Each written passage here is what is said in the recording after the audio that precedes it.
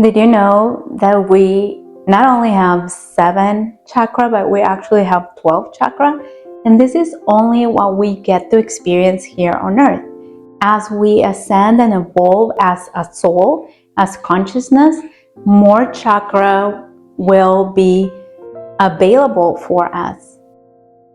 So during our stay here on earth, on this planet, we have 7 chakra that you may be familiar with that are within our physical body.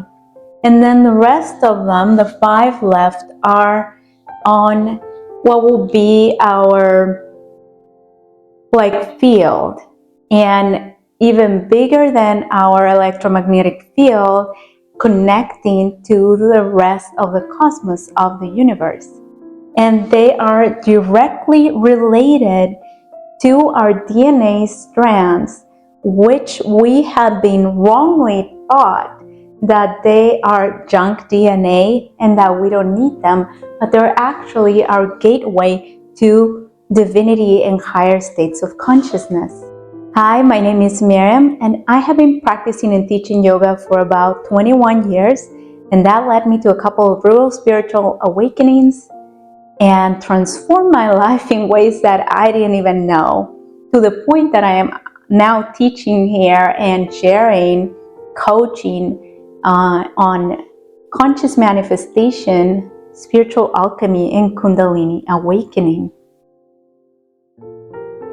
So this is based on the book of Bringers of the Dawn by Barbara Marciniak, as well as my knowledge within the yoga philosophy and personal experiences. So we know the base chakra is the root chakra or the Manipura, which is at the base of our spine towards the perineum. And then we have our sacral chakra, the Swadhisthana, located below our belly button, about an inch or 2. And then we have our Manipura chakra or solar plexus, about an inch or 2 above our belly button. And then we have our Anahata, heart chakra, on the center. And then we have our throat chakra or Vishuddha. And we have our Ajna and Sahasrara, right? The third eye and the crown chakra.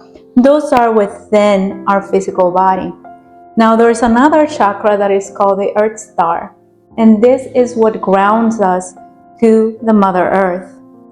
And then we have some above our physical, even the crown chakra is a little bit above our physical body, but it's still within us, like our physicality.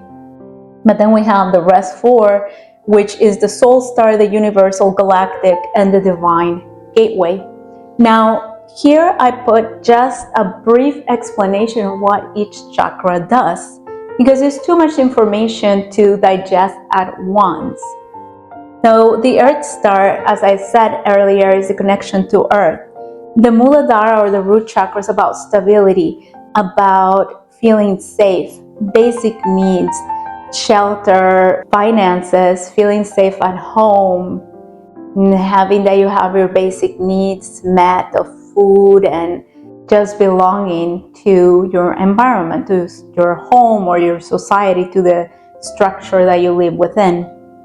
Then we have the next one on creativity and sexuality. Those are the main things. The Manipura is about personal power and identity. How do you identify as, or how do you feel confident, wise in with your purpose in life, with what you do in life, with who you are, how you present yourself. The heart is about love and emotion. Like, how comfortable are you feeling those things, expressing those things, allowing love in, knowing how to navigate emotion. The throat chakra is about self-expression, but not only about talking too much. It's about like speaking your truth, like who you truly are, communication skills. Not like all of this, guys, they're not like you read a book and you understand that. That's only like dipping your toes in it. This is all about, like, with the practice, as these channels start opening, you begin to experience this and to understand a deeper depth. Now we have the intuition for the third eye, divinity into your crown, higher consciousness with the soul star, universal flow of energy with the universal chakra, prophecy, I miss an arrow here, for the galactic, and spiritual enlightenment for the divine gateway. Now, if you see here, there are 12. And now this junk DNA are 12. Now, this being at the bottom, that being at the top, has nothing to do with the importance of it. They are all very important. It's like saying that one finger is more important than the other, or that one of your cells or one of your organs is more important than the other. They're all needed. But the majority of humans operate with the earthly chakras. These three are called the earthly chakras, and we're going to include this one. And then we have our heart chakra, that is the connection between the earthly chakras and the spiritual chakras or the heavenly chakras. And then we have those three, of course the rest of them, right? But the 7 that we mainly know, those are the heavenly chakras. So the majority of people are operating basically at those 2. And then to the next one, to the Manipura. But you see, like, when people become successful and confident, and it's not about the money, it's about like finding your purpose. It's not about having a lot of money or anything like that necessarily, but the majority of people are operating at this too. And now the connection with the junk DNA and with 12 strands of DNA is that we actually have 2 strands connected, and that is what the majority of people operate at these 2 base ones. So this, what we've been taught that is junk DNA, that we don't need it. Actually, everything is needed in the universe. Nothing is placed by mistake. But we've been told, we're made to believe that we don't need that as part of the people that are in control of this matrix, or the forces that are feeding on the fears, on the doubts, on those things, the archons. So, they don't want those DNA connected, because then we would access our spiritual enlightenment. And if we access our spiritual enlightenment, then we cannot be used as food, as energetic food for those that feed on the lower densities, right? But we're talking about the connection of this. So each of these ones, it's actually a filament. Like the DNA, they're actually filaments where they transport electricity or light, electromagnetism, which we are electric and magnetic. I've explained that on the Christ oil videos. But when you begin connecting these strands, you begin activating or opening or balancing the flow of energy through your next chakra. So there are a lot of levels in this. I cannot say it's like level 1, level 2, level 3. It's just different for every person, right? As they go into their own journey and into their own awakening.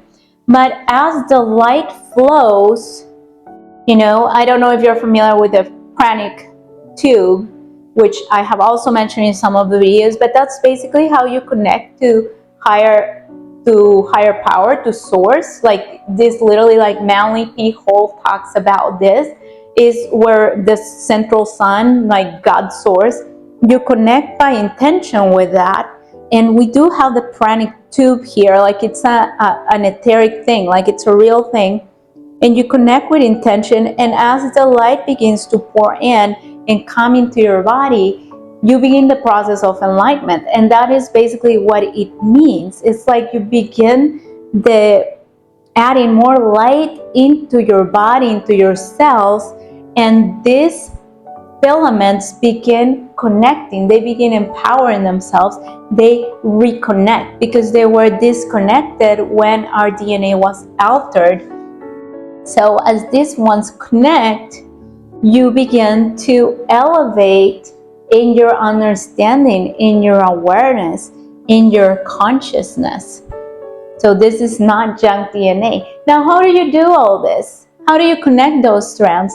Well, in a nutshell, what daily meditation and introspective. Like you wanna go within and access in silence, in solitude, where you shut down all your five senses here so that you can connect to your intuition, so that you can connect to higher realms. Now, at the beginning, all this is going to feel weak and you're going to feel like you didn't hear anything. And just let me tell you, this is the world of subtlety. Everything's going to be subtle. But the more that you practice, the more that you do it, the more that you're going to have access to this cosmic knowledge and divinity, and you're going to realize how all this knowledge and divinity is within you, and there's nothing to be seeking outside. So other ways that you can do this is basically things that you may have heard or practiced yourself to open your third eye, to rise the Christ oil, to rise the Kundalini, to awaken your Kundalini, which are like yoga practices and meditation, and eating high frequency foods like fruits that are raw, that are organic, connecting with nature, grounding in nature, hugging trees, having plants around, because this elevates your frequency, listening to binaural beats, fasting. All of this is going to help you elevate and awaken those centers that are dormant or that don't have light passing through because they have been blocked. Thank you guys so much for watching, and I will see you on the next video. Bye.